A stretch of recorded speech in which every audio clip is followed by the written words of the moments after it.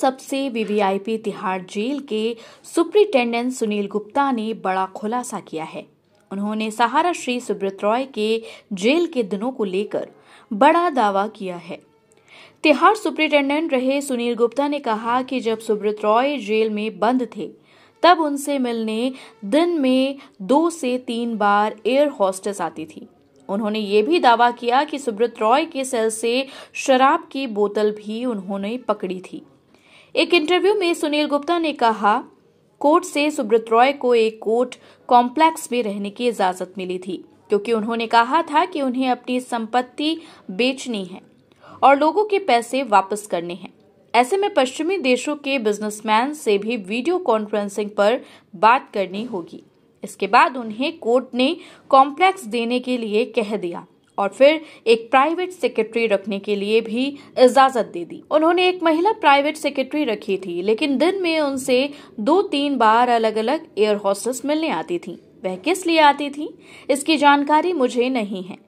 सुनील गुप्ता ने कहा, supreme court के निर्देश में कहा गया था कि सब कुछ कानूनी रूप से किया जाना चाहिए। इससे पहले दिल्ली हाई कोर्ट ने मुझे बुलाया था और कहा था कि जेल में रिश्वतखोरी और जबरन वसूली कई शिकायतें हैं। मैंने इस मुद्दे को डीजी जेल की अध्यक्षता में हुई हमारी बैठकों में उठाया।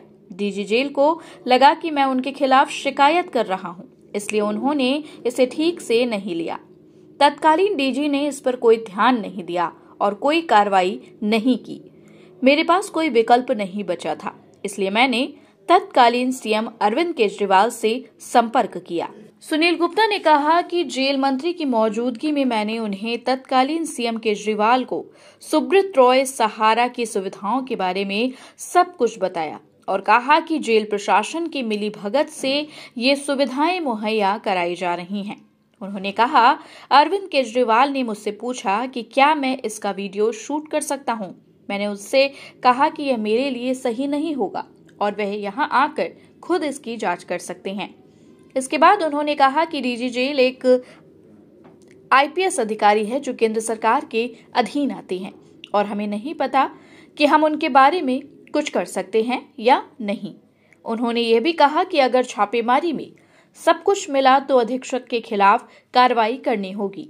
मैंने उनसे कहा कि जब आप अधीक्षक के खिलाफ कार्रवाई करेंगे तो वह कहेंगे कि महानिदेशक के कहने पर वह सब कुछ कह रहे हैं। उन्हें इससे कोई दिक्कत नहीं थी, मैं खुश था। लेकिन 2 दिन बाद डीजी ने मुझसे कहा कि तत्कालीन मुख्यमंत्री के पास जाना मेरे लिए ठीक नहीं है और मैंने एक गरीब आदमी को फंसाया, लेकिन इस बारे में कुछ नहीं किया गया। सुनील गुप्ता ने आगे कहा, जेल मंत्री ने मुख्यालय का दौरा किया और डीजी और अन्य अधिकारियों से कहा कि वे यहाँ कुछ भी गलत न करें। आखिरकार कुछ भी ठोस नहीं किया गया। वह यानी कि सुब्रत रॉय सहारा सुविधाओं का आनंद लेते रहे। जेल प्रशासन उनके सामने झुक गया। फिर उन्होंने मुझे परेशान करना शुरू कर दिया। मैं तत्कालीन उपराज्यपाल से मिला। उन्होंने मुझे अपने सचिव से बात करने के लिए कहा। मैंने वैसा ही किया और उन्हें सब कुछ समझाया, लेकिन मैंने जो भी कहा उस पर किसी ने ध्यान नहीं दिया। जब मैं रिटायर हो रहा था तो मुझे 10 साल पुराने मामले में अनियमितताओं के संबंध में 15 पेज की चार्जशीट दी गई थी। यह सिर्फ परेशान करने के लिए था। मुझे 4 से 5 साल बाद दोष मुक्त कर दिया गया और सरकार ने चार्जशीट वापस ले ली। लेकिन मैं उन 5 सालों में बहुत परेशान था। मुझे पता था कि ऐसा ही होगा।